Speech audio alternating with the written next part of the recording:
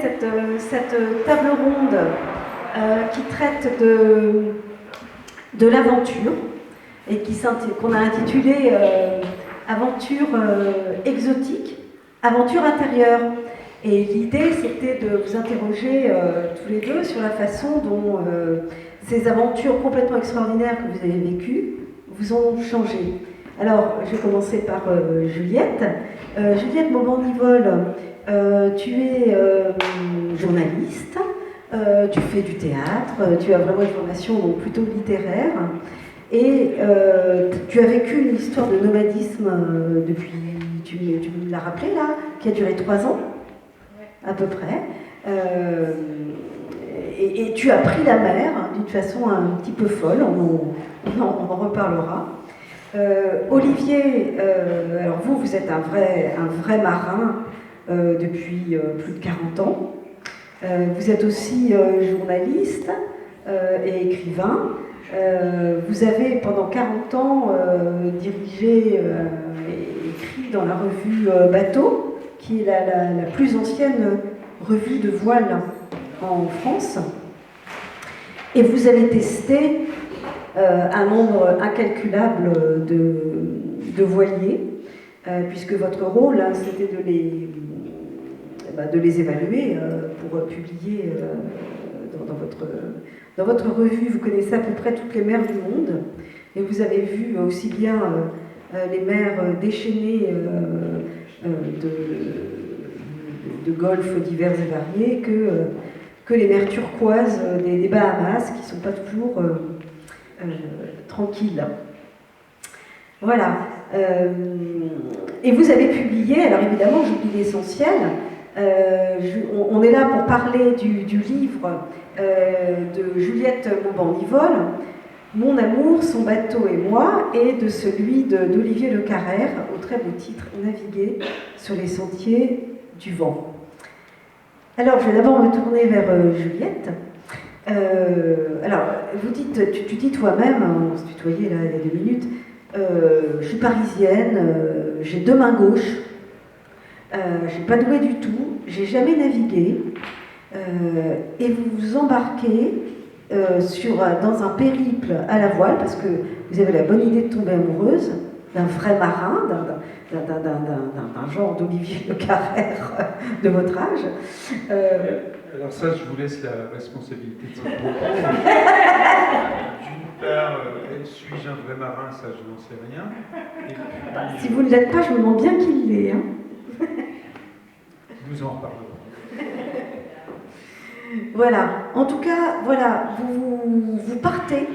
Donc cet homme dont vous tombez amoureuse, qui lui est un vrai marin, hein, passionné de la mer, s'apprête à partir quand vous avez ce coup de foudre, et vous partez avec lui. Alors moi j'ai envie de vous poser une question, Juliette, qu'est-ce qui vous a pris, qu'est-ce qui vous est passé par la tête, comment, enfin, moi j'ai vu ça, j'étais sidérée, est-ce que, voilà, vous pouvez expliquer un petit peu comment ça s'est fait cette histoire? Je peux essayer, oui. Moi-même, parfois, je suis très étonnée de me souvenir du culot qu'il m'a fallu, de l'audace qu'il m'a fallu en décembre 2019 quand on est parti. Moi, j'étais plutôt un profil citadine, déjà, c'est sûr. J'avais toujours habité qu'à Paris.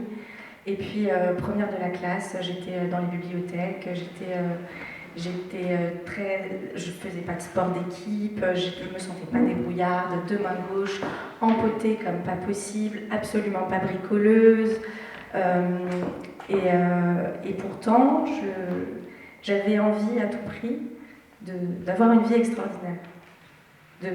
J'attendais ce moment où je sortirais de ma zone de confort et où j'allais vivre des choses au sens littéralement extraordinaire. C'est réussi, hein. Enfin, moi, j'ai eu peur pour elle à chaque page. Je ne comprenais pas en lisant le livre, j'étais pas sûre qu'elle serait là pour nous en parler. Je me suis dit, c'est pas possible, elle va mourir avant la fin, et c'est un nègre qui a terminé. Enfin, je me suis vraiment demandé si... Sur le moment, j'étais sûre que même si on n'était pas tout à fait prêt, qu'il y avait plein de choses approximatives, on est parti sur un bateau équipé au minimum. On avait le budget le plus bas de gamme, on a quasiment, les 3 ans, on les a passés quasiment sans budget, et on était équipé au minimum avec vraiment un voilier solide, mais pour le coup vraiment d'entrée de gamme dans les équipements et la modernité sans enrouleur, avec un moteur hors-bord de seulement 15 chevaux. J'ai quand même, bien avant de tomber amoureuse de Martin, j'aimais sortir de ma zone de confort, me mettre dans des situations, me mettre à l'épreuve d'environnements extrêmement assez hostiles pour me pousser moi-même dans mes retranchements. Et oui, effectivement, ça a été très efficace. Sur le moment, j'avais pas du tout l'impression de partir par amour. J'avais pas du tout l'impression que c'était parce que j'étais amoureuse que je partais. Sur le moment, je me disais, c'est moi, je vais devenir quelqu'un et j'y vais. Et le côté j'ai pas pris de stage, j'ai pas pris de cours de voile, j'ai pas fait de stage avant de partir. On est parti en décembre. J'avais plaqué mon boulot, j'avais rendu mon appart. J'ai mis toutes mes affaires dans un voilier, je ne savais même pas encore si j'avais le mal de mer et j'étais en train de dire à ma famille, je vais faire le tour du monde, je vous revois dans 2 ans. Je ne savais même pas encore si j'allais avoir le mal de mer ou pas. Je n'avais pas du tout le champ lexical du bateau, j'avais aucun vocabulaire. Et j'y suis allée, vraiment En fait, je voulais grandir et en même temps terrorisée à l'idée de me retrouver dans une tempête, vraiment terrorisée. Et en même temps, je me disais, si j'y vais et que je survis, je serai changée à jamais. Et c'était une motivation suffisante pour moi. Alors, c'est vrai qu'on a le sentiment, en vous lisant, que vous l'avez été changé. Hein. C'est ce que j'ai trouvé vraiment intéressant.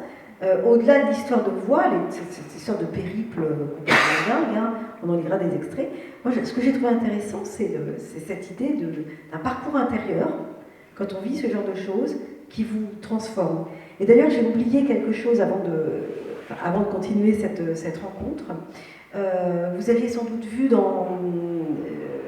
si vous aviez regardé un petit peu la description de cette table ronde, on devait accueillir une 3e personne, Chantal Letcheri, qui malheureusement a été excusée. Elle s'est découvert une maladie. Elle n'a pas pu venir, mais je vais quand même parler de son livre parce que c'est un très beau livre et elle était très heureuse de te rencontrer, Juliette, et je pense que ça aurait été réciproque. C'est Les Jours de sable. Alors a priori, vous allez me dire, ça n'a rien à voir, c'est une aventure de toute évidence dans le désert.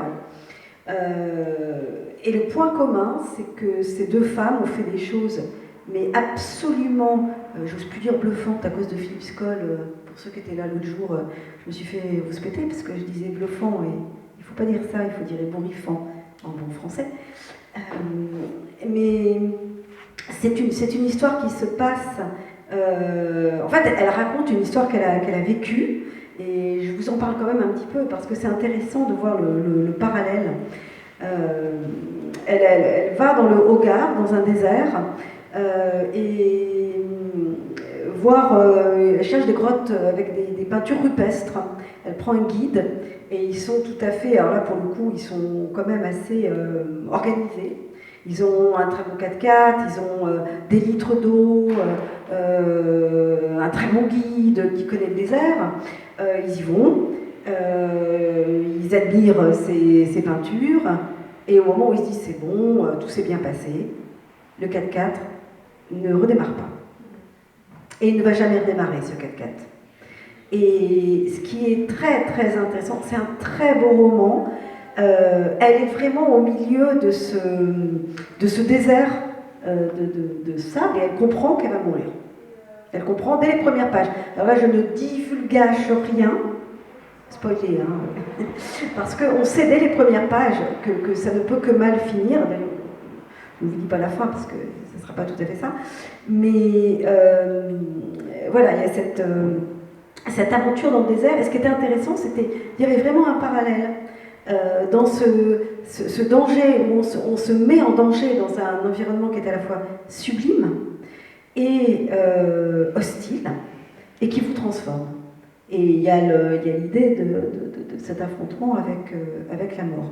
Alors, tu disais que vous étiez parti sur votre bateau avec vraiment le minimum, et on va voir que c'était le minimum du minimum. J'ai demandé à Laurence de nous lire un petit extrait où on s'aperçoit quand même des conditions dans lesquelles oui, il faut lui prêter le micro. Dans les conditions incroyables dans lesquelles vous partez. Donc ça, c'est dès les premières pages, et on se dit, ben voilà, on commence à trembler, on n'arrivera qu'à la fin. Un peu avant 11 heures, on est enfin prêt à larguer les amarres. Ils ne sont pas moins de 4 à nous faire coucou depuis le ponton, et 3 depuis la digue. Tous assistent à l'arrêt inopiné du moteur, en pleine manœuvre de port, sans qu'aucun ne s'en inquiète. Moi, en néophyte fragile à l'anxiété légitime, je pourrais accepter d'y voir un présage. Ce moteur n'a pas du tout été à la hauteur de nos besoins par la suite. Mais non, aucun signe précurseur de galère ne me dissuade d'embarquer. J'ai un goût prononcé pour l'aventure à l'arrache et peut-être mon couple en jeu. Hors de question de venir questionner Martin sur ce qui doit être le plus beau jour de sa vie. Je veux être forte, dissimuler le gouffre sans fond de mon angoisse. On hisse les voiles rapidement, pressé de voir les bras agités de l'ancienne génération devenir tout petits derrière nous sur la digue. Voilà, je fonce tête baissée, insolente, relever ce défi saugrenu proposé par la vie. Je ne sais rien, sinon que je n'ai rien de mieux à faire sur la terre ferme. Plaque tout, mon amour. Je t'emmène traverser le golfe de Gascogne sans essence cet hiver. C'est tout à fait, voilà, c'est tout à fait l'esprit, ce passage, c'est tout Juliette qui est là, c'est-à-dire une insouciance complètement folle, une curiosité, une envie d'y aller, mais quand même un peu dingue, quoi. Vous n'aviez donc pas d'essence. On avait, je ne sais plus exactement pour quelle raison politique, mais il y avait une pénurie d'essence à ce moment-là. Je ne sais plus ce qui se passait économiquement, politiquement, on était rationnés. Je me souviens qu'il y avait des files d'attente interminables à toutes les stations essence. Et nous, évidemment, on avait choisi de faire le plein d'essence la veille du départ. Oui. Puisqu'on faisait tout la veille. Oui, bah bravo. L'aventure est plus croustillante comme ça, hein, évidemment. Mais il y a certains voileux qui ont cette croyance que sans moteur, que sans essence, c'est plus glorieux. Alors qu'est-ce que vous en pensez, Olivier? Est-ce que c'est plus glorieux quand on peut tomber en rade comme ça au milieu du golfe de Gascogne, comme ça il est arrivé, hein, est-ce que c'est plus glorieux? J'aime pas trop employer le mot glorieux là-dessus. Disons que ça ajoute à l'incertitude, c'est sûr. Alors on peut se dire, il y a déjà beaucoup d'incertitudes dans la navigation à voile, donc on a déjà son compte, mais c'est vrai que, pourquoi pas, ça peut être une option. Je dirais sur le côté impréparation,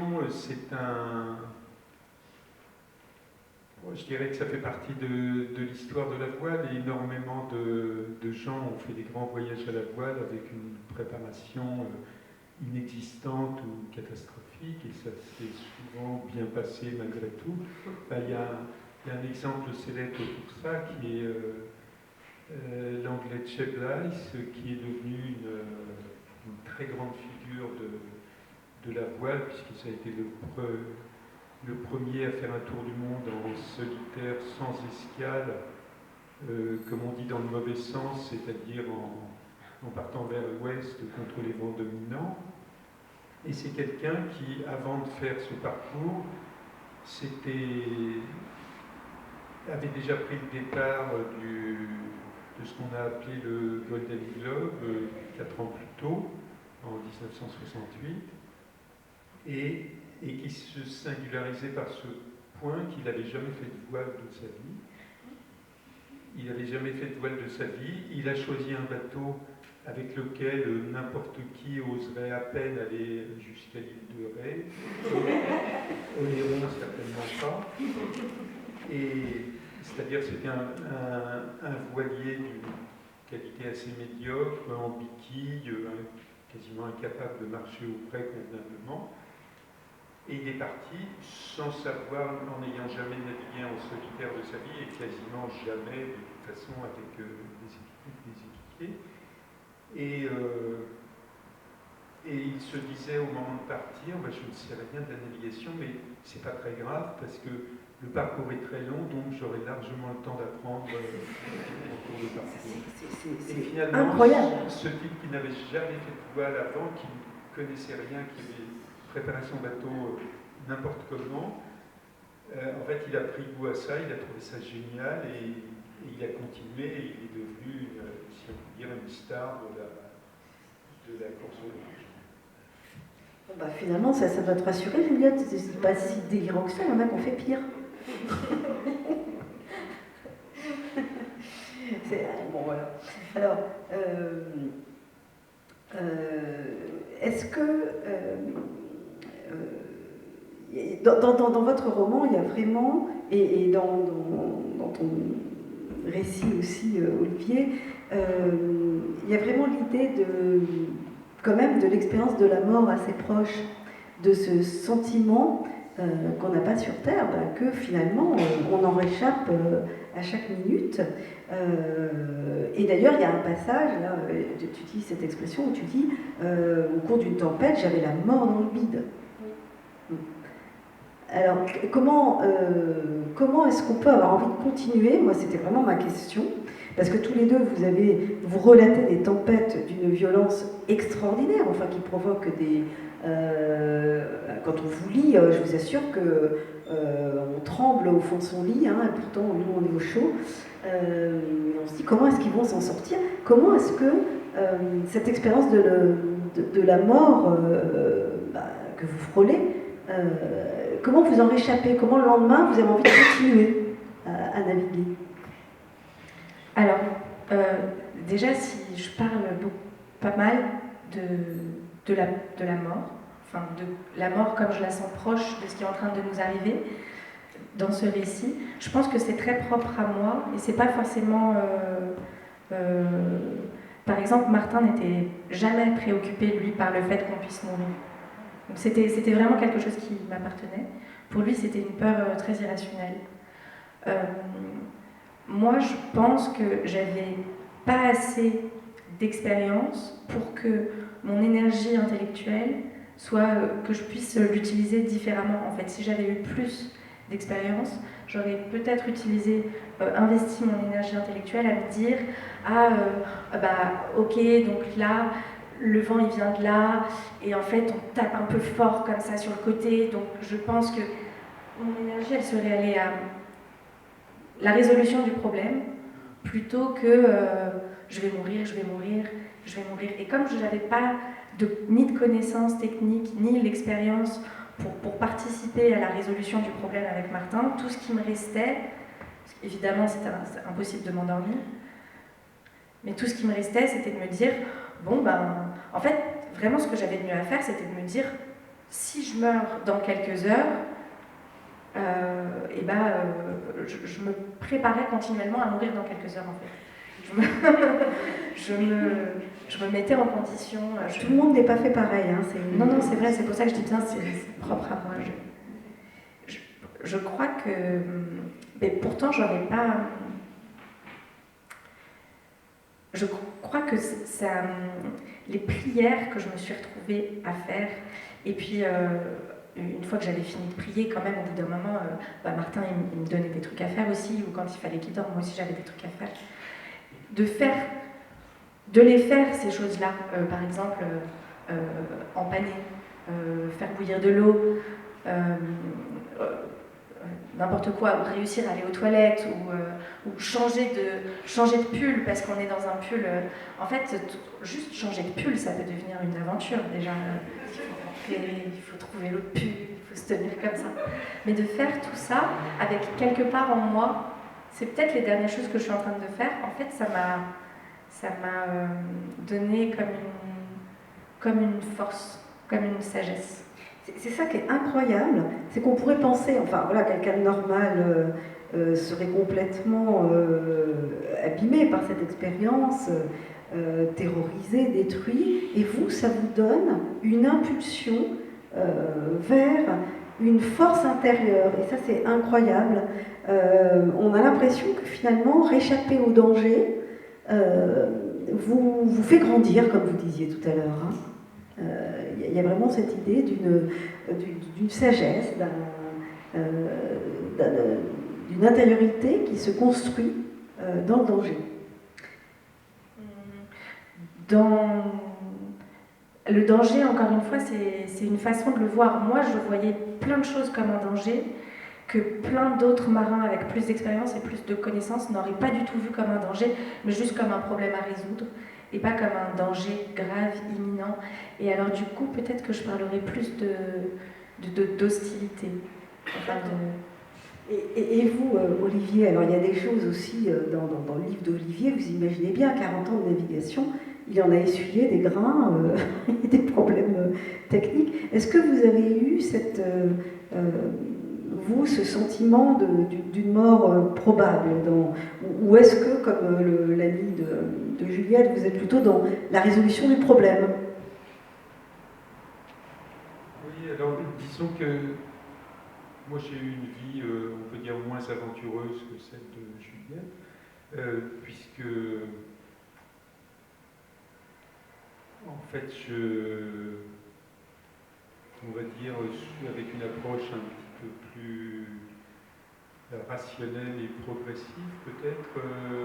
J'ai énormément navigué, mais comment dire, je ne sais pas si je dirais que je le vivais comme une aventure, c'est-à-dire c'était une activité. En plus, bon, quand j'ai appris à faire de la voile et que j'ai commencé à faire des parcours plus importants, effectivement, il y a toujours eu un peu une dimension d'inconnu. Mais je dirais, si je puis dire, je n'ai jamais osé me dire que j'étais en train de faire quelque chose de dangereux, parce que il y avait plein de marins qui avaient navigué avant moi. Mon souci qui m'occupait tout le temps, c'était de me dire il faut que j'essaye de faire les choses bien, comme les marins l'ont toujours fait. Et donc, j'étais plutôt intimidé que terrorisé en me disant il y a des dizaines de milliers de marins qui naviguent depuis des siècles, donc c'est que ça se fait. Il suffit simplement de bien faire les choses et puis ça marche. Quoi. Oui, donc là, si ça marche pas bien, je me dis c'est juste que tu sais pas quoi. Tu fais pas bien les choses. Mais il y a pas de raison. Et je dirais, c'est peut-être mais effectivement, je n'ai pas cette expérience qu'a eu Juliette de partir vraiment dans l'inconnu en se disant c'est un monde que je ne connais pas, puis là je vais faire un grand parcours parce que faire une grande traversée comme ça, c'est. Enfin, on ne fait pas du tout au milieu, quoi. On est parti. Il faut assumer jusqu'au bout, donc c'est tout à fait particulier comme exercice et remarquable comme expérience. Je dirais que mon approche de la navigation et tout ce que j'ai fait ensuite s'est fait plus banalement peut-être, parce qu'après, ensuite, une fois que je savais bien naviguer, c'est devenu assez vite un métier, c'est-à-dire que je devais essayer des bateaux, etc. Donc, après, je dirais qu'il y a toujours cette part d'inconnu parce qu'on rencontre des situations qui sont nouvelles, avec quelquefois des problèmes sur certains bateaux, avec des imprévus, donc il peut toujours y avoir des doutes, mais ça m'apparaissait comme j'imagine, comme peut-être un peu comme l'a mis Juliette, comme un problème à résoudre. Oui, j'ai l'impression que vous êtes plus dans cet état d'esprit-là, alors qu'elle, elle avait plus conscience, peut-être parce qu'elle avait moins de technicité, elle avait plus conscience du danger qui planait. Ce qui n'empêche pas, effectivement, même qu'on fait ça dans un cadre relativement organisé, avec une certaine expérience et certaines compétences, qu'on peut se trouver, effectivement, se dire à certains moments, j'ai pu me dire à certains moments où là ça devient un problème. Mais bon, ça m'est arrivé une fois de tomber à l'eau, bon, moi je me suis dit,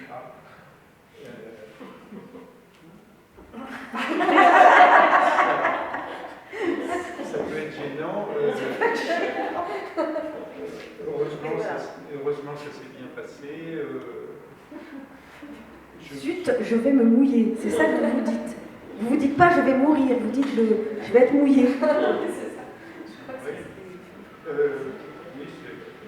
c'est caricaturé, c'est peut-être un peu ça, non, blague à part.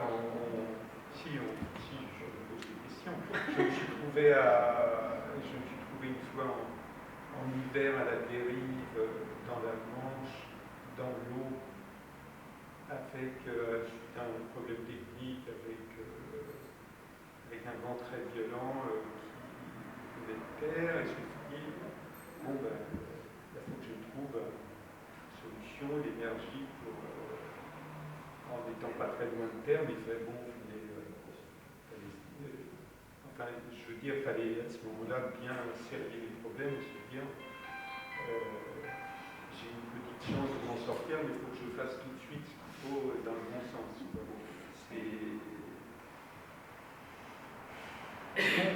Tout ça pour dire qu'effectivement, oui, il y a des moments de doute, des tas de moments de doute, mais c'est... Oui, peut-être que j'avais toujours fait du parcours assez progressif que j'ai fait. J'ai gardé une approche assez... Peut-être que c'est dans mon tempérament, je parle lentement et je tout un peu lentement. Donc je réfléchis. Laurence, est-ce que tu veux nous lire alors 2 passages. J'aimerais bien qu'on lise le passage qui s'appelle la mort dans le vide, justement.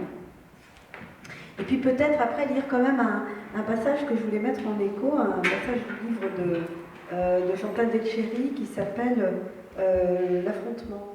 Je sais pas si tu veux. Ouais. Tu peux aller te coucher si tu veux, précise Martin. Hors de question. Il doit faire des allers-retours à l'avant trop souvent. On n'a pas encore de régulateur d'allure et le pilote automatique ne tiendrait pas sur cette houle. Martin pourrait avoir besoin que je tienne la barre ou l'énorme lampe de poche braquée sur le pied de mât ou que je lui dise ce qu'affiche l'écran du GPS. Parce que si je ne suis pas là pour le faire, il faudra qu'il lâche la barre, 30, 40 secondes, 1 minute peut-être, et j'imagine que ça serait forcément à cet instant. La déferlante redoutée qui te chope par surprise, de travers, la seule que t'as pas vue venir.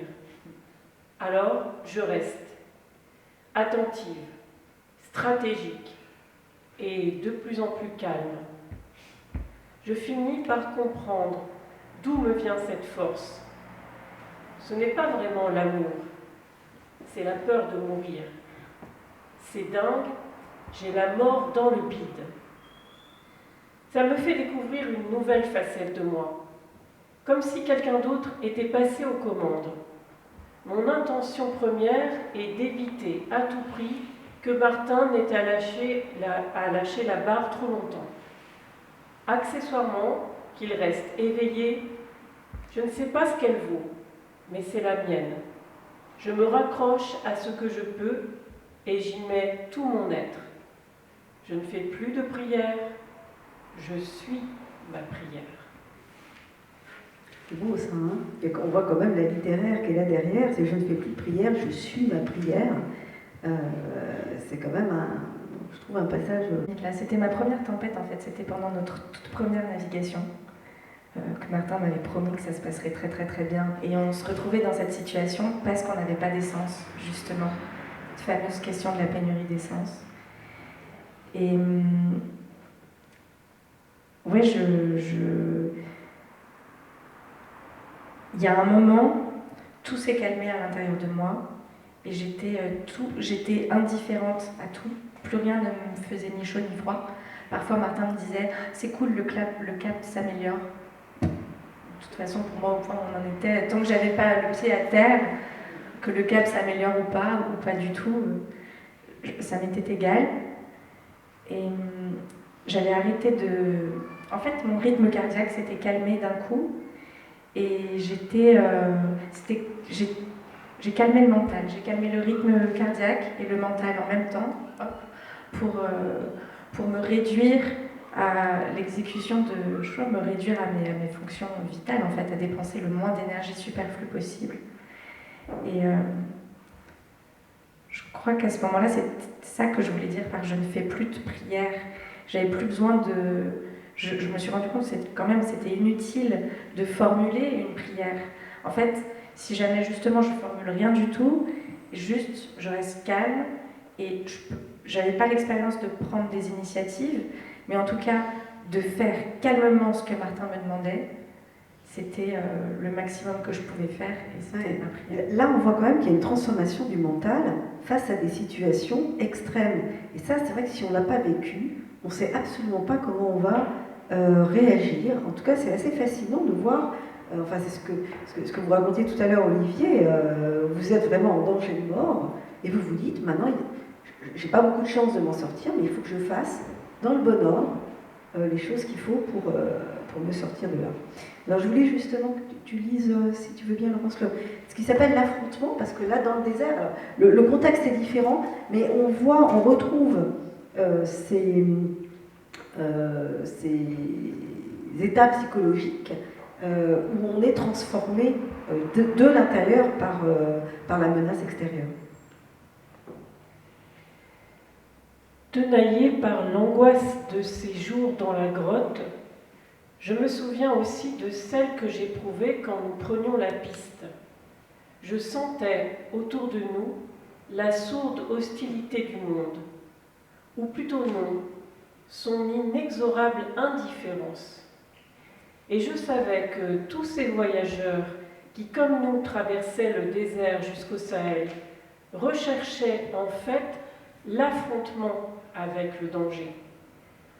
Aller vers l'extrême du vide, de la fournaise, c'est désirer frôler la mort, la défier, être seul face au déploiement des puissances élémentaires, engager une sorte de corps à corps.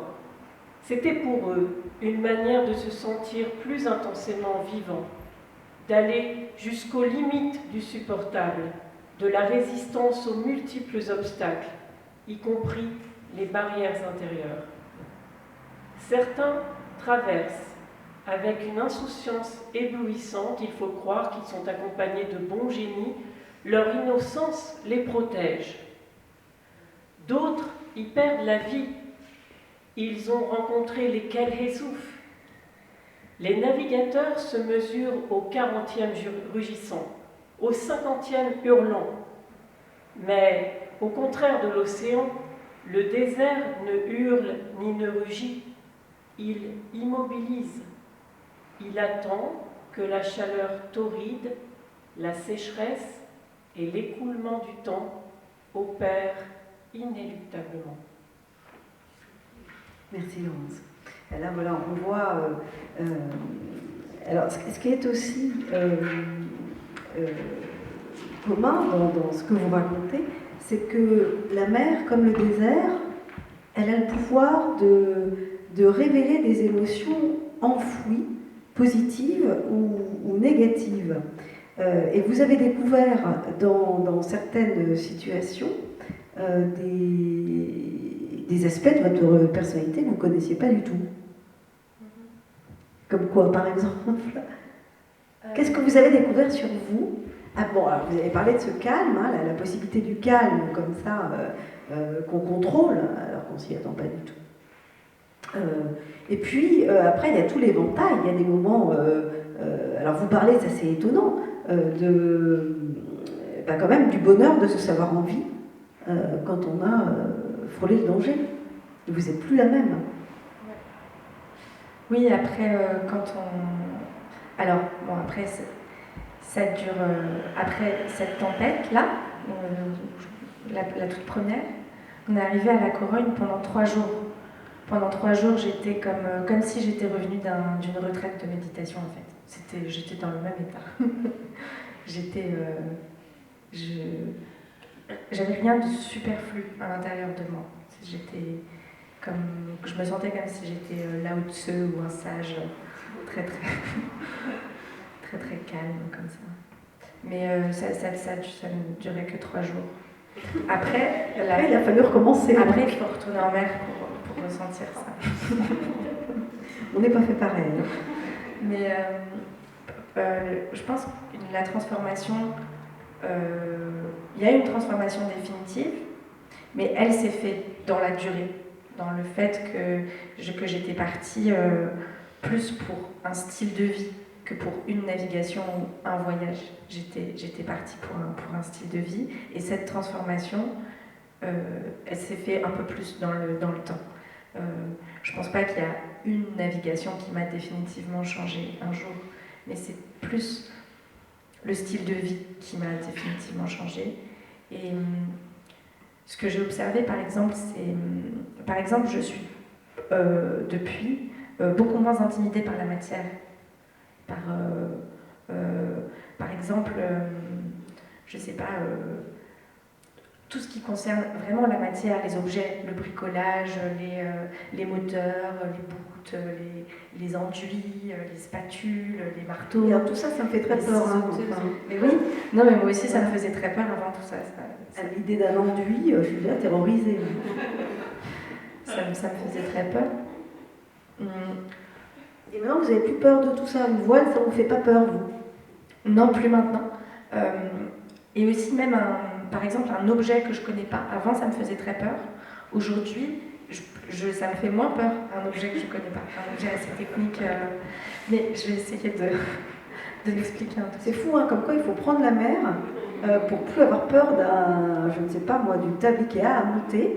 Et ça c'est là qu'on voit qu'il y a des transformations philosophiques profondes quand même, hein, qui s'opèrent. Parce que là, je veux bien mourir en mer, mais plus avoir peur d'un truc moulinex à monter, ben là, je dis bravo. Pour moi, c'était super important. Moi qui avais toujours été tout le temps dans ma tête, pour moi, j'avais envie d'être moins intimidée par la matière, et aussi, je mets aussi mon propre corps dans la matière. Pour moi, je pensais rien pouvoir faire de mes mains, je me pensais malhabile, et aussi très, très empotée avec peu d'équilibre. Et en fait, tout ça a changé définitivement au fur et à mesure.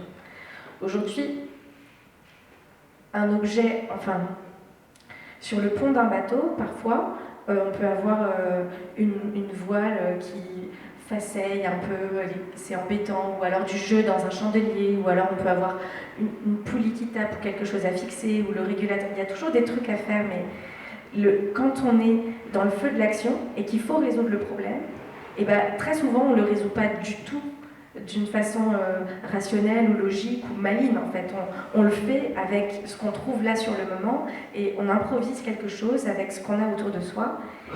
Et en fait, souvent ça tient quelques jours, ça marche. Et puis après, au bout de quelques heures ou quelques jours, si ça tient plus, on trouve autre chose. Et ainsi de suite, je me suis détendue par rapport à tout ça. Je pense que comme c'est dans le livre de Chantal Letcheri qu'on avait cette remarque, elle dit, je pense que moi, vous êtes protégée par votre innocence, hein, Juliette. Ça m'a parlé effectivement sur cette formule. Alors, vous avez quand même, vous dites que vous n'avez pas peur, mais vous avez quand même rencontré de sacrés dangers. Et là, je vais demander à Laurence, là, avec le livre, de nous lire quand même l'expérience d'une tempête que j'ai trouvée assez effrayante. Hein. dans les Bahamas. Alors ça démarre, vous allez voir, on est dans les Bahamas, on se dit a priori on risque rien, c'est les eaux turquoises, ça fait rêver. Ben, vous allez voir qu'on peut rencontrer des choses assez effrayantes. C'est page 64-65, la première lecture.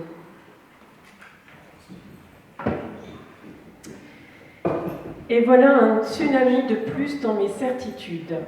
La voile rimait jusqu'ici pour moi avec l'harmonie, une symbiose parfaite entre le marin et son bateau, l'impression de ne faire qu'un avec lui.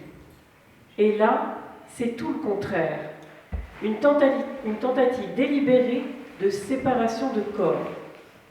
Notre voilier semble vouloir entamer une procédure de divorce.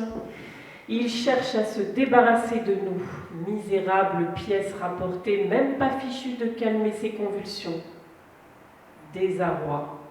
Toutes ces pièces de polyester et de métal, habituellement vouées au contrôle, deviennent des éléments hostiles, finalement plus inquiétants que le vent et la mer eux-mêmes. Comme tout lycéen frais et moulu, je suis imprégné par la prose hugolienne et le chaos du vent évoqué dans Les Travailleurs de la mer résonne encore dans mes oreilles. Mais Hugo, pardon pour le blasphème, n'a jamais dû voir de tempête autrement que depuis la Crystal Room de Hauteville House. Ici, pas de chaos, hormis dans nos têtes. Les éléments semblent parfaitement savoir ce qu'ils font et où ils vont. Même quand il fraîchit au-delà du raisonnable, le vent suit une logique fluide et bien ordonnée. Le problème vient de ce que nos coques, nos gréements et nos corps ont du mal à s'adapter à ces enthousiasmes excessifs.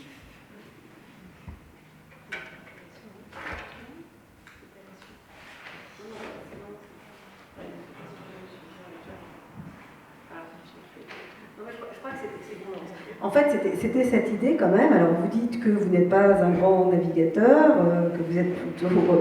mais quand même, vous avez vécu... enfin, vous racontez des moments en mer où vous n'avez plus le sentiment d'être dans le contrôle et où c'est... et là, vous le dites dans ce passage, vous avez le sentiment que le bateau est animé d'une sorte de volonté destructrice et qu'en fait, il a envie de divorcer avec vous, de vous foutre par-dessus bord, et puis vous ne pouvez pas faire grand-chose. Oui, en fait, c'est ce que j'essaye de résumer dans cette petite expérience, qu'effectivement, moi j'avais 19 ans à l'époque, c'était dans le secteur qu'on appelle le triangle des Bermudes, même si ça ne correspond pas à grand-chose. Et en fait, ce qui m'avait frappé dans cette expérience, bon, c'était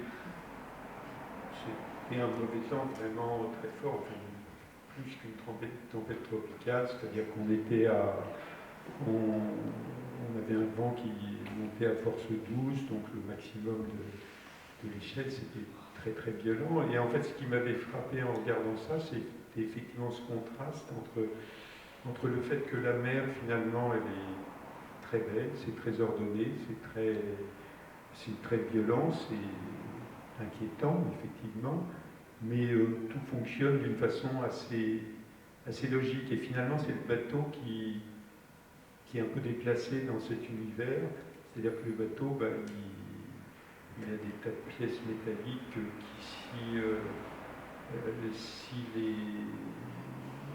si tout n'est pas bien réglé, elles battent dans tous les sens et peuvent être dangereuses parce qu'on peut se blesser dessus. Finalement,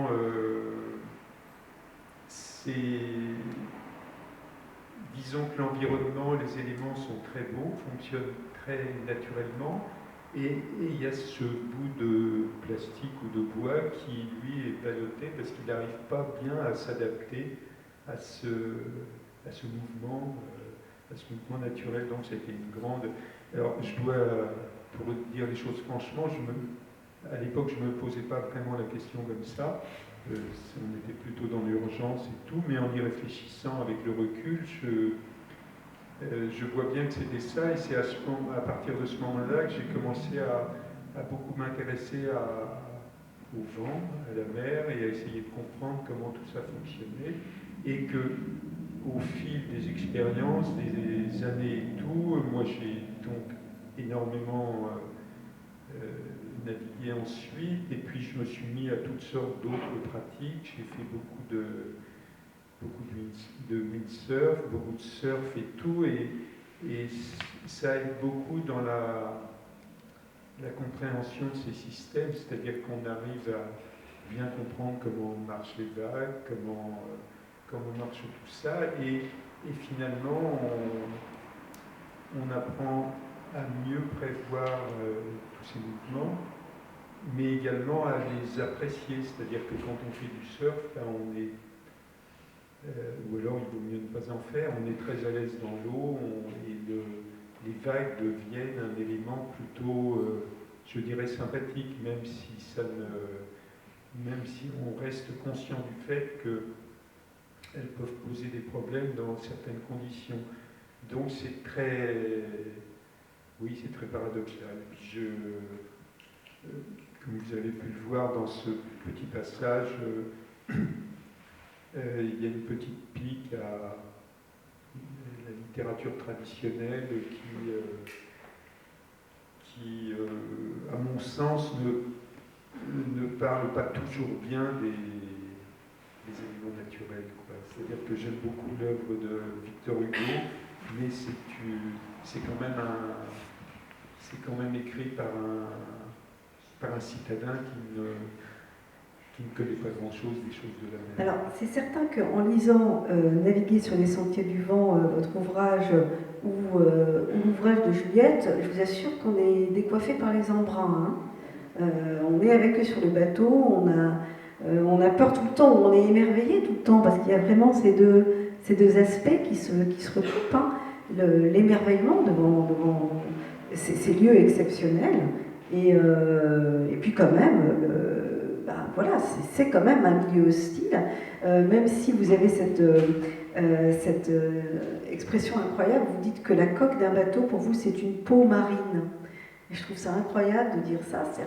On sent bien là à quel point vous faites corps avec votre embarcation, et vous êtes au milieu de la mer, et vous y trouvez votre place malgré tout. Oui, l'expression de peau marine, c'est parce qu'effectivement, quand on aime bien naviguer à la voile, le fait d'avoir un bateau, une coque, est un peu un passage obligé, parce qu'on n'a pas encore trouvé de moyen de naviguer à la voile sans avoir un petit peu d'artificiel sous la main. Mais c'est vraiment pour moi c'est un intermédiaire, c'est plus un outil de communication qu'un élément de séparation. C'est-à-dire que la coque est un élément qui permet de bien sentir ce qui se passe dans l'eau, quels sont les mouvements de l'eau. Alors peut-être que cette réflexion, cette vision des choses est favorisée par le fait que une partie de mon travail pendant longtemps, c'était d'essayer des voiliers, tous les nouveaux voiliers qui sortaient, donc je les essayais pour faire un commentaire dans la presse, et donc j'ai essayé à ce titre des milliers de voiliers de toutes les tailles, et en faisant ça, j'ai très vite compris que en fait tout était différent d'un bateau à l'autre, c'est-à-dire que on sent, une fois qu'on a un peu l'habitude avec ce genre d'activité, je sens immédiatement en embarquant sur un bateau que il ne fait pas tout à fait le même bruit, il ne réagit pas tout à fait de la même façon. S'il y a un petit peu de clapot en sortant du port, chaque coque, en fonction de sa forme, de sa répartition des poids et de plein d'autres choses, réagit de façon différente. Donc c'est des choses, disons que j'ai eu les sens assez aiguisés là-dessus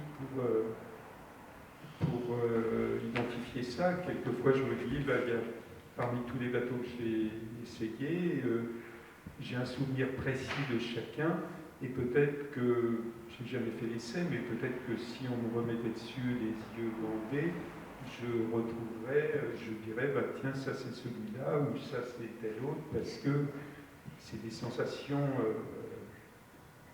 qui sont vécues directement dans le corps, quoi, avec comme je disais, des bruits, des mouvements qui sont particuliers à chaque bateau, et d'un bateau à l'autre, ce ne sont jamais les mêmes, en fait. Et d'ailleurs, là, dans votre récit, Juliette, alors il y a 2 bateaux, hein, il y a Deneb et il y a Claudanie, si je ne me trompe pas. Et là, c'est pareil, vous parlez de la différence de sensation entre ce vieux taco de Deneb, qui n'est pas du tout équipé, et puis quand vous découvrez Claudanie, que vous ramenez en fait, qui a été acheté par une de vos connaissances, vous allez le chercher au chantier naval, vous lui ramenez, et là vous découvrez ce que c'est qu'un bateau efficace.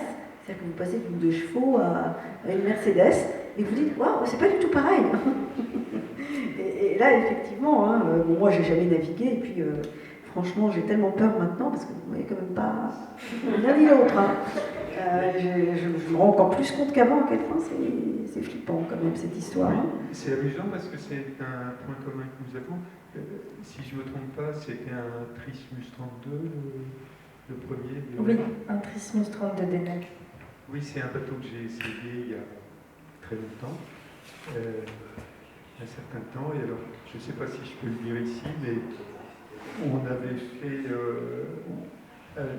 les gens avec qui je faisais équipe à ce moment-là avaient lancé une blague en disant avec ce bateau, ce qu'il faut, c'est quand on sort de La Rochelle, bien choisir si on veut aller en Amérique du Nord ou en Amérique du Sud, parce qu'après ce sera plus possible de changer d'avis.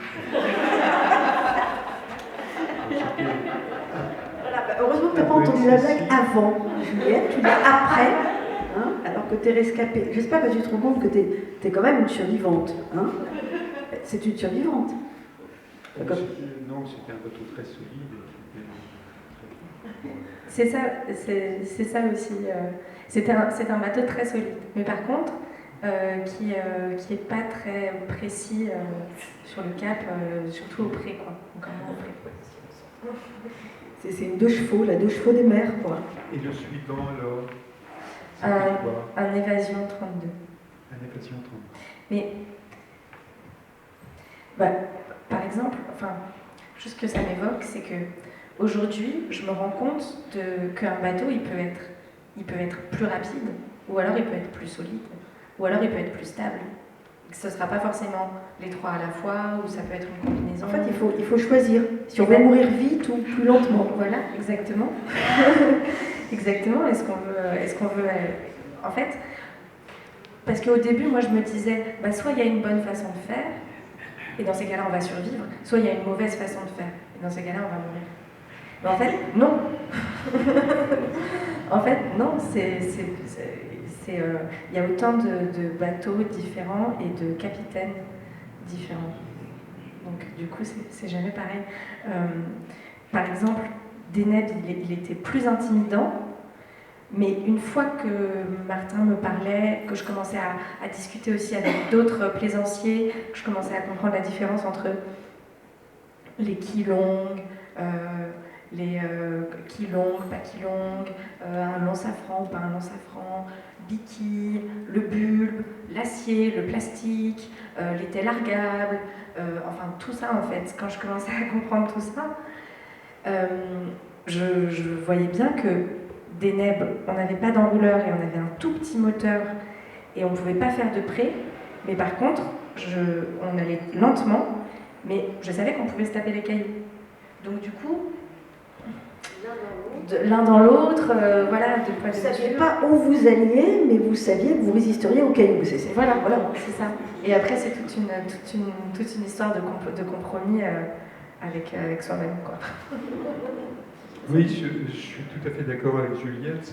En fait, il y a une infinité de façons de trouver le bonheur en bateau. C'est-à-dire que quand on voit partout la diversité de bateaux avec lesquels les gens voyagent, chacun est content avec son bateau, alors que c'est des bateaux qui n'ont rien à voir les uns avec les autres. Il y en a des légers, des lourds, des volumineux, des étroits, des tas de variantes, des très vieux bateaux, des bateaux modernes, et on s'aperçoit que il y a plein de gens qui font exactement les voyages qu'ils avaient prévu de faire avec et qui sont super contents avec ça, et donc avec des bateaux chers ou avec des bateaux qui ont coûté 3 sous, ça marche pas forcément pareil, mais c'est il y a un passage que j'ai trouvé super beau, que Laurence va nous lire, c'était le 3e, qui s'appelle, c'est page 87-88, sur l'idée de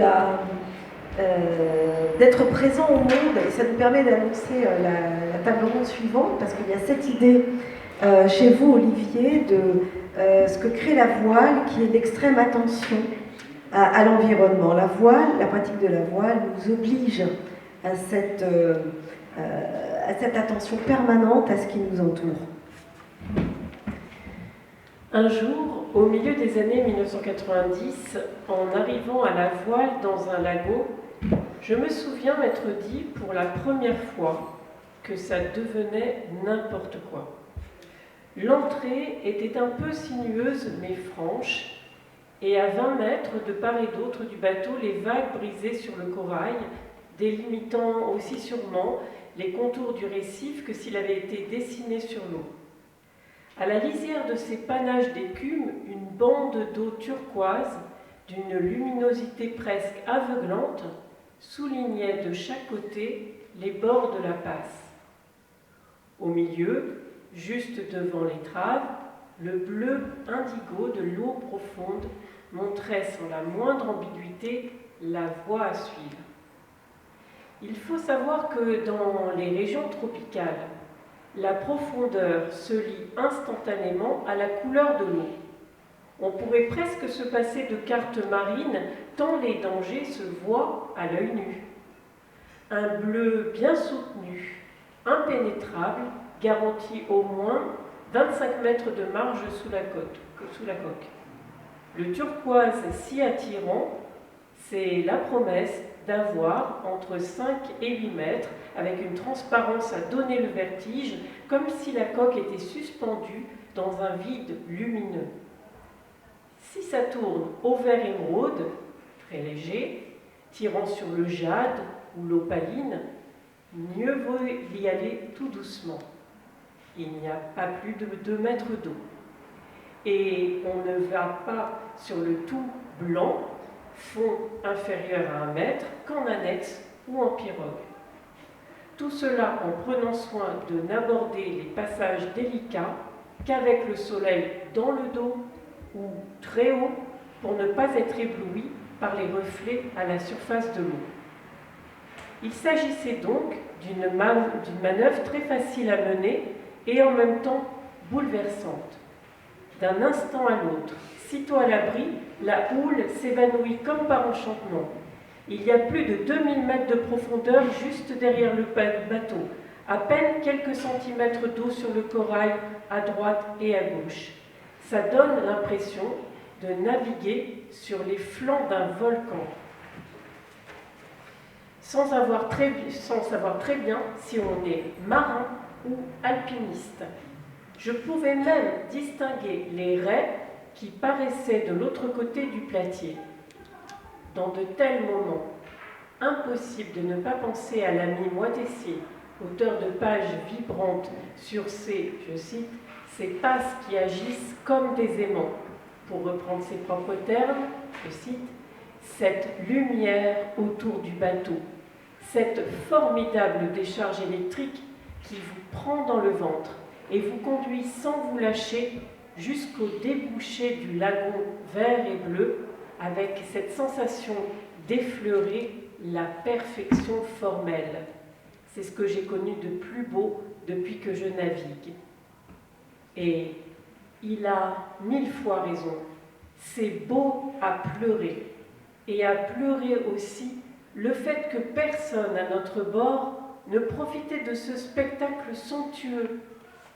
Mes amis, agglutinés autour de la table à cartes, à l'intérieur de la cabine, regardait le petit voyant numérique se déplacer sur l'écran du GPS en commentant la position de notre voilier. C'est au milieu où ça tourne un peu, faudrait peut-être appuyer sur tribord.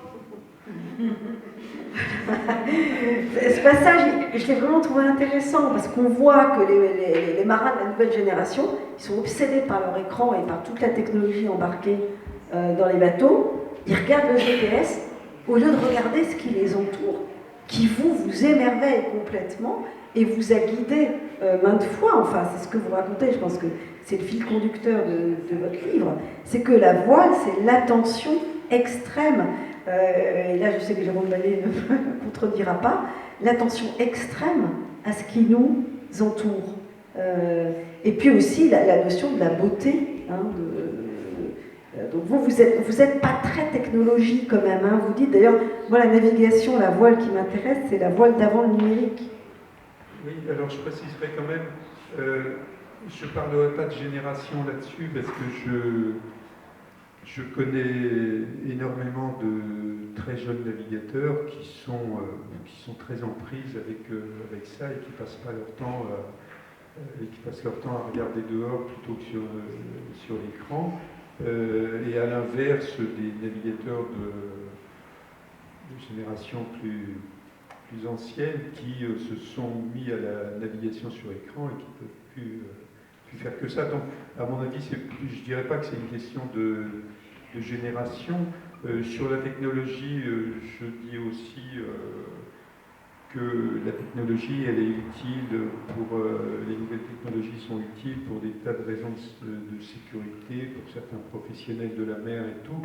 Ça, il ne s'agit pas je ne veux pas remettre en cause ça. Par mon travail, j'ai souvent utiliser ces technologies pour faire des tas de mesures sur les bateaux, des mesures de vitesse, des mesures de performance et tout. Ce que je veux surtout dire, c'est que cette nouvelle technologie, faut en profiter quand c'est utile, mais il ne faut absolument pas oublier les anciens savoirs et surtout le fait de regarder, d'ouvrir les yeux, de regarder ce qui se passe autour, de regarder les nuages pour voir comment va évoluer le temps, plutôt que de se limiter à regarder les bulletins météo. Il faut regarder la mer pour voir comment évoluent les fonds, si les fonds sont en train de remonter ou pas. Il faut regarder s'il y a une houle particulière qui indique une évolution du temps, etc. Ce sont des choses dont je trouve surtout que c'est dommage de s'en priver, parce que non seulement c'est utile, parce que ça permet de prévoir beaucoup de choses, aussi bien en termes de navigation que de météo, mais en plus, et c'est surtout là-dessus que je veux insister, en plus, c'est un vrai plaisir, c'est-à-dire qu'on n'a pas le même plaisir quand on se met soi-même en contact avec le vent et la mer, quand on observe, quand on déduit soi-même des tas de choses de ça, que quand on ferme les yeux complètement et qu'on ne voit plus rien et qu'on se contente de suivre un curseur sur un écran numérique, voilà. Et puis des fois, excuse-moi, et puis des fois ça sauve, parce que moi il y a un passage que j'ai trouvé absolument frappant et qui montre à quel point c'est important, surtout quand on est seul sur une petite coque au milieu de la mer, de regarder, d'être capable d'être attentif à ce qui nous entoure. C'est la vérification que vous avez faite du récit de Moitessier, auquel vous ne croyez pas quand vous l'avez lu, où il raconte la façon dont les dauphins ont pu le prévenir de dangers vers lesquels ils se dirigeaient. Et si vous voulez, on va écouter le passage. Est-ce que tu l'as, Laurence, le passage des dauphins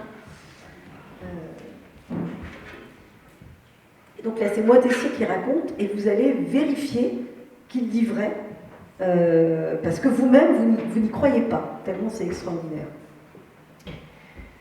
Une ligne serrée de 25 dauphins nageant de front passe de l'arrière à l'avant, sur tribord, en 3 respirations. Puis, tout le groupe vire sur la droite et fonce à 90 degrés. Toutes les dorsales coupant l'eau ensemble dans une même respiration à la volée. Plus de 10 fois, ils répètent la même chose. Jamais je n'avais vu un ballet aussi parfaitement orchestré. Et c'est toujours sur la droite qu'ils foncent, à 90 degrés, pendant une trentaine de mètres, en faisant blanchir la mer.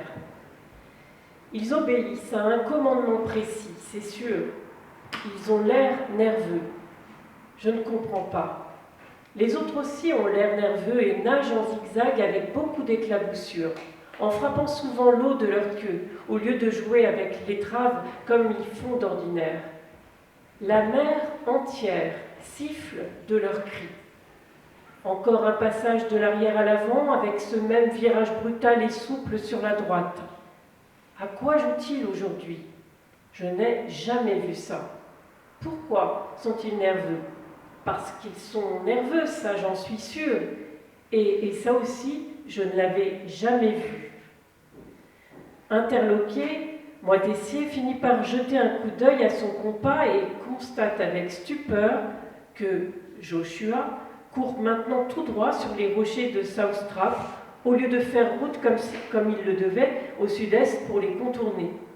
Sans que le marin s'en aperçoive, le vent lui a joué un tour pendable, tournant doucement au fil des dernières heures pour passer de l'ouest au sud. Et si le vent tourne, le bateau suit. Quand le marin ne tient pas lui-même la barre, le cap est contrôlé par un régulateur d'allure, une sorte de grande girouette qui agit directement sur le gouvernail pour que l'angle du bateau par rapport au vent reste toujours le même. Un dispositif efficace par vent stable, mais qui demande un peu d'attention quand celui-ci se balade.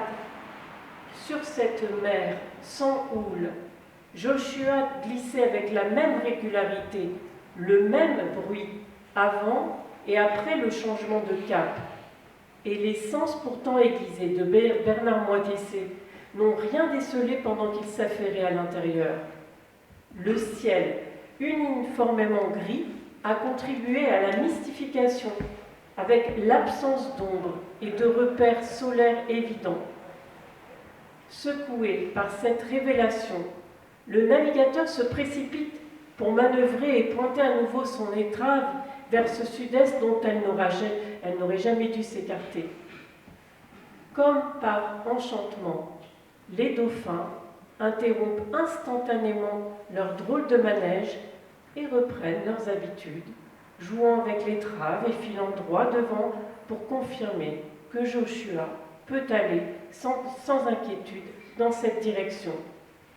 Et pour bien marquer que l'incident est clos, l'un d'eux se lance même à 3 reprises dans un double saut périlleux, figure spectaculaire qui apparaît au navigateur comme une marque de joie ou de soulagement, façon de témoigner de la satisfaction du groupe d'avoir été enfin entendu par cet humain à la trajectoire incertaine. Il n'y a plus dans leur mouvement la nervosité qui intriguait Moitessier tout à l'heure, mais ils continuent à l'accompagner, à jouer autour de lui, beaucoup plus longtemps qu'ils ne le font d'habitude, à croire qu'ils ne sont pas encore certains que le petit homme en ciré orange sur son bateau rouge est bien compris et qu'ils préfèrent l'accompagner jusqu'à ce qu'il soit hors de danger. Alors ça, c'est vraiment extraordinaire. Là, c'est le récit de Moitessier, et quand vous lisez ça, vous vous dites, il exagère. Là, vraiment, on n'y croit pas à cette communication avec les dauphins qui préviennent le navigateur. Et oh, t'es pas là, tu vas sur les récifs, n'y va pas. Et moi, je dis, enfin, je sais pas, j'ai jamais navigué, mais si je navigue, je m'assurerai qu'il y a des dauphins dans le coin, plutôt qu'un bon GPS, parce que j'ai quand même l'impression que ça marche vachement mieux. Oui, alors là-dessus, bon, je ne me serais pas permis de remettre en cause ce que dit Moitessier, c'est sûr, mais quand j'avais lu cette histoire, je m'étais dit, Moitessier, qui a un côté un petit peu mystique et tout, peut-être qu'il a un petit peu enjolivé les choses, simplement. Et il s'est trouvé que en naviguant un jour en Polynésie, alors qu'on n'était pas très loin d'une petite île entourée d'une barrière de corail, on a croisé un groupe de dauphins qui jouaient dans l'étrave, et là je me suis dit, on pourrait peut-être faire un test. On va vérifier s'il a déliré, si c'est en vrai fait, ou pas. c'est vrai que j'hésitais un peu parce que j'avais une mauvaise conscience. Je me disais, c'est pas très honnête de faire ça avec des dauphins qui sont très sympathiques. C'est un peu de la mystification. Et donc, finalement, on a mis le cap directement sur la barrière de corail. On a changé de cap. On s'est dirigé droit vers le récif. Et on a vu effectivement les dauphins faire exactement la même chose que ce qu'avait raconté Moitessier. Et donc, il nous montrait clairement qu'il fallait changer de route, qu'on n'était pas sur la bonne route. Et une fois qu'on s'est remis sur le cap normal, hors de danger, donc ils ont fait pareil, ils ont arrêté leur mouvement, ils ont fait des grands sauts pour montrer que bon, c'est bon, vous avez compris. C'est incroyable, hein, c'est les dauphins qui sont les moniteurs de voile et qui sont les gardiens des humains. Enfin, moi, je trouve ça complètement vertigineux. Est-ce que, Juliette, tu as des souvenirs comme ça qui t'ont vraiment ouvert des horizons sur nos relations à la nature aussi et à notre environnement? Alors, c'est pas des êtres vivants, mais moi, j'ai un souvenir du moment où je commence à comprendre, à interpréter les nuages. Et alors ça, c'était... pour moi, j'ai l'impression d'apprendre une nouvelle langue, avec toute sa grammaire et son champ lexical et sa syntaxe.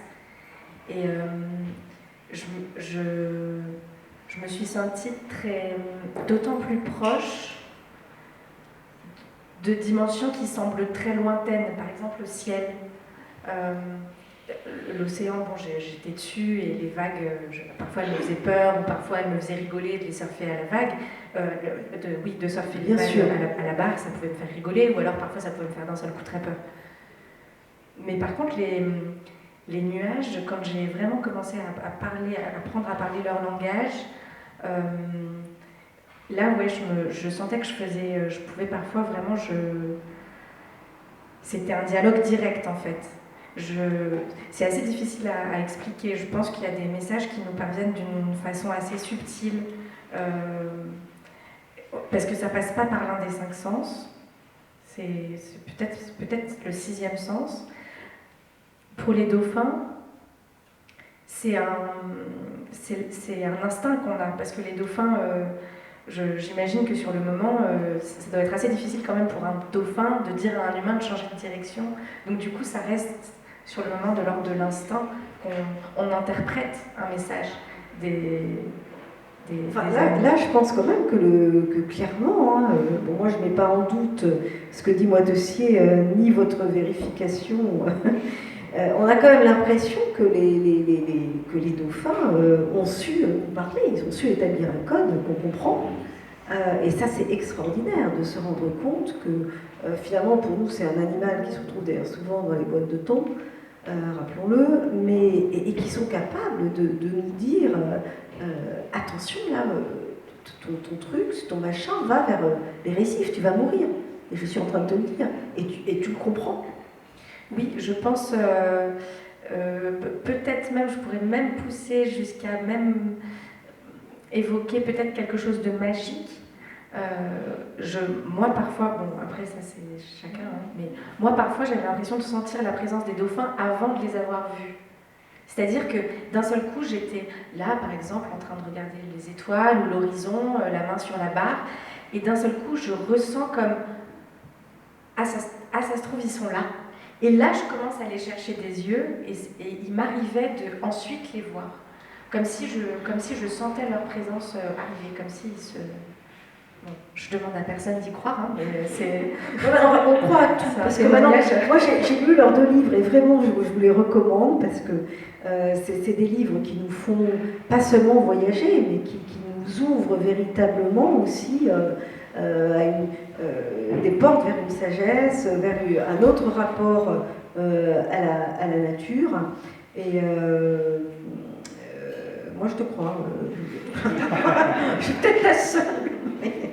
Voilà. En tout cas, peut-être juste un dernier souvenir que vous aimeriez partager avec la salle, une dernière impression ou quelque chose à nous dire au sujet de ce que c'est que la voile, de ce que c'est que cette situation quand même extraordinaire dans ce milieu hostile.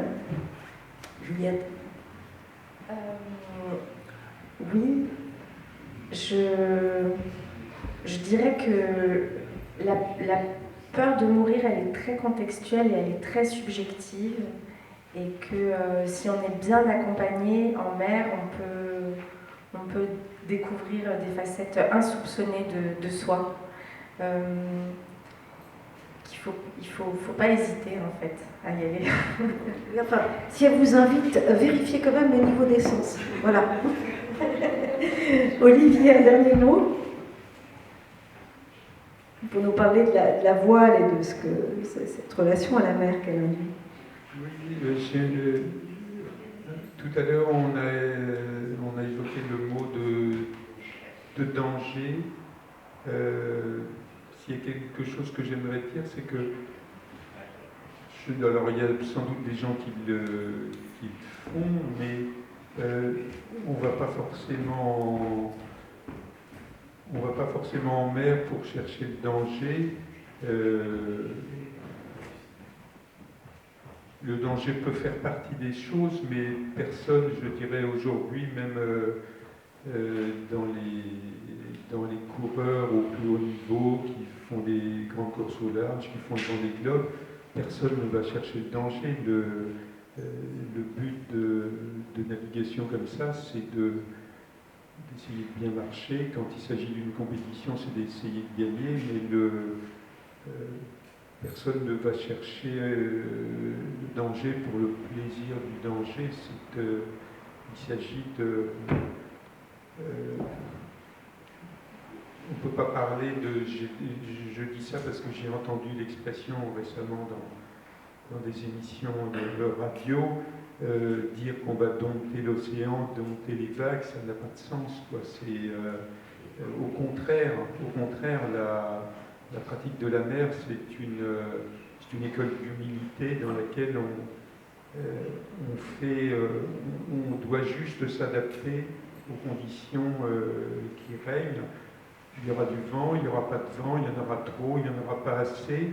On n'y peut rien et c'est justement toute la beauté de l'exercice, c'est que c'est un milieu dans lequel on apprend à s'adapter, on apprend l'incertitude et c'est une chose qui est à mon sens très précieuse, je dirais, dans tous les aspects de la vie.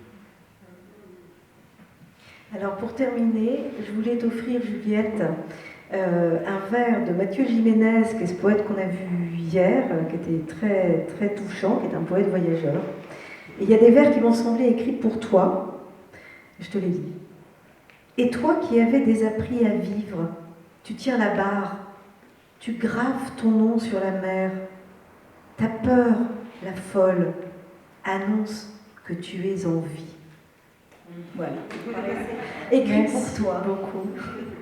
Voilà, alors maintenant, avant la table ronde prochaine qui va réunir Jérôme Ballet, Laure Dominique Agnel et Véronique Duval autour de la question de notre relation dégradée à la nature et ce qu'on peut faire justement pour l'améliorer. Je vous propose de venir flâner un petit peu devant le stand de librairie Calligramme et puis de vous faire dédicacer les ouvrages d'Olivier et de Juliette qui sont là et qui vous attendent. On a quelques minutes avant la prochaine table ronde. Merci.